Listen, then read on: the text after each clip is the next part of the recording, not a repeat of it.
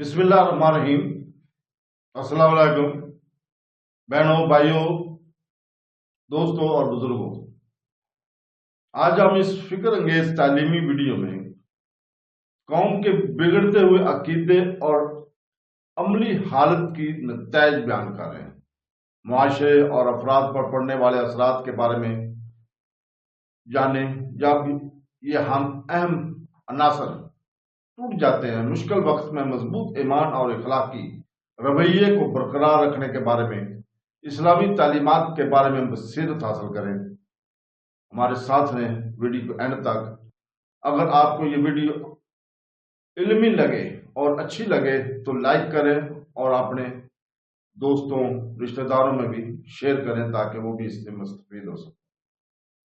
تو دوستو، اللہ تعالیٰ نے سورہ بقرہ کی آیت نمبر 246 میں فرمایا، اے حبیب، کیا تم نے بنی اسرائیل کے ایک گروہ کو نہ دیکھا جو موسیٰ کے بعد ہوا، جب انہوں نے اپنے ایک نبی سے کہا کہ ہمارے لیے ایک بادشاہ مقرر کر دیں تاکہ ہم اللہ کی راہ میں لڑیں۔ اس نبی نے فرمایا، کیا ایسا تو نہیں ہوگا کہ اگر تم پر جہاد فرض کیا جائے تو پھر تم جہاد نہ کرو؟ انہوں نے کہا، ہمیں کیا ہوا کہ ہم اللہ کی راہ میں نہ لڑیں، حالانکہ ہمیں ہمارے وطن اور ہماری اولاد سے نکال دیا گیا ہے۔ تو پھر جب ان پر جہاد فرض کیا گیا تو ان میں سے تھوڑے سے لوگوں کے علاوہ بقیہ نے منہ پھیر لیا، اور اللہ ظالموں کو خوب جانتا ہے۔ جہاد کا حکم دینے کے بعد اب جہاد کی ہمت اور حوصلہ پیدا کرنے والے ایک واقعہ بہت ہی دلچسپ تفصیلات کے ساتھ پیش کیا جا رہا ہے۔ چنانچہ بتایا گیا کہ حضرت موسیٰ علیہ السلام کے بعد جب بنی اسرائیل کی اعتقادی اور عملی حالت نہایت خراب ہو گئی اور انہوں نے عہد الہی کو فراموش کر دیا، بت پرستی پر مبتلا ہو گئے اور سرکشی اور بد افعالی انتہا کو پہنچ گئی، تو ان پر قوم جالوت مسلط کر دی گئی، جس کو عمالقہ کہتے ہیں۔ جالوت ایک نہایت جابر بادشاہ تھا۔ اس کی قوم کے لوگ مصر اور فلسطین کے درمیان بحیرہ روم کے ساحل پر رہتے تھے۔ انہوں نے بنی اسرائیل کے شہر چھین لیے، ان کے لوگ کو گرفتار کر لیا اور ان پر طرح طرح کی سختیاں کی۔ اس زمانے میں بنی اسرائیل میں کوئی نبی موجود نہ تھے۔ خاندان نبوت میں صرف ایک ہی باقی رہی تھی جو حاملہ تھی۔ ان کے ہاں بیٹے کی ولادت ہوئی جن کا نام شمیل رکھا گیا۔ جب وہ بڑے ہوئے تو انہیں توریت کا علم حاصل کرنے کے لیے بیت المقدس میں ایک بزرگ عالم کے سپرد کیا گیا، اور وہ آپ علیہ السلام کے ساتھ بڑی شفقت سے پیش آتے اور آپ کو اپنا بیٹا کہتے۔ جب حضرت شمیل علیہ السلام بلوغت کی عمر کو پہنچے تو ایک رات آپ اس عالم کے قریب آرام فرما رہے تھے کہ حضرت جبرائیل علیہ السلام نے اسی عالم کی آواز میں یا شمویل کا پکارا۔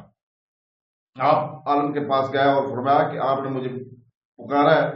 عالم نے اس خیال سے کہ انکار کرنے سے کہیں آپ ڈر نہ جائیں، یہ کہہ دیا کہ بیٹا تم سو جاؤ۔ پھر دوبارہ حضرت جبرائیل علیہ السلام نے اسی طرح پکارا اور حضرت شمیل علیہ السلام عالم کے پاس گئے۔ عالم نے کہا کہ بیٹا اب اگر میں تمہیں پھر پکاروں تو تم جواب نہ دینا۔ چنانچہ تیسری مرتبہ ایسے ہی ہوا۔ حضرت جبرائیل علیہ السلام ظاہر ہو گئے اور انہوں نے بشارت دی کہ اللہ تعالیٰ نے آپ کو نبوت کا منصب عطا فرمایا ہے، لہذا آپ اپنی قوم کی طرف جائیے اور اپنے رب تعالیٰ کی احکام پہنچائیے۔ جب آپ علیہ السلام قوم کی طرف تشریف لائے تو انہوں نے آپ علیہ السلام کو نبی ماننے سے انکار کر دیا اور کہا کہ آپ علیہ السلام اتنی جلدی کیسے نبی بن گئے؟ اچھا، اگر آپ علیہ السلام نبی ہیں تو ہمارے لیے ایک بادشاہ مقرر کر دیں۔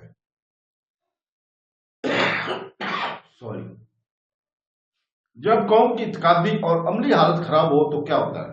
اس واقعے سے یہ بھی معلوم ہوا کہ جب قوم کی اعتقادی اور عملی حالت خراب ہو جاتی ہے تو ان پر ظالم اور جابر قوموں کو مسلط کر دیا جاتا ہے۔ اس آیت کو سامنے رکھ کر پوری دنیا کے مسلم ممالک کی اعتقادی اور عملی حالت کو دیکھا جائے تو اوپر کا نقشہ بڑا واضح طور پر نظر آئے گا۔ قرآن کے اس طرح کے واقعات بیان کرنے کا مقصد صرف تاریخی واقعات بتانا نہیں بلکہ عبرت اور نصیحت حاصل کرنے کی طرف لا جاتا ہے۔ جب بنی اسرائیل نے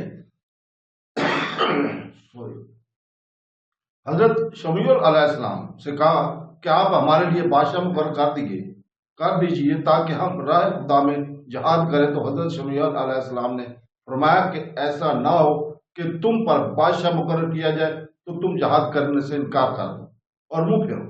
اس پر قوم نے جذبات میں آ کر کہا کہ یہ کیسے ہو سکتا ہے کہ ہم جہاد سے منہ پھیریں، جبکہ قوم جالوت نے ہماری قوم کے لوگوں کو ان کے وطن سے نکالا ہے، ان کی اولاد کو قتل کیا ہے، ان کی نسلوں کو تباہ کیا ہے۔ یہ سن کر حضرت شمعون علیہ السلام نے بارگاہ الہی میں دعا کی اور اللہ تعالیٰ نے ان کی درخواست قبول فرماتے ہوئے ان کے لیے ایک بادشاہ مقرر کر دیا اور انہیں جہاد کا حکم دیا۔ لیکن بعد میں وہی ہوا جس کا اندیشہ اللہ تعالیٰ کے نبی نے ظاہر فرمایا تھا، یعنی بنی اسرائیل کی ایک بہت بڑی تعداد، یعنی اہل بدر کے برابر صرف 313 افراد جہاد کے لیے تیار ہے، باقی سب نے منہ پھیر لیا۔ بزدل قوموں کا وتیرہ یہی ہوتا ہے۔ یاد رکھیں کہ نعرے مارنے میں آگے آگے ہونا اور عملی میدان میں پیٹھ دکھا کر دنیا بزدل قوموں کا وتیرہ ہے، اور کامن لوگ گفتار کے نہیں بلکہ کردار کے قاضی ہوتے ہیں۔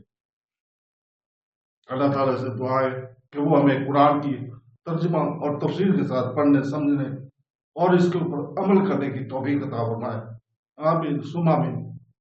اللہ حافظ۔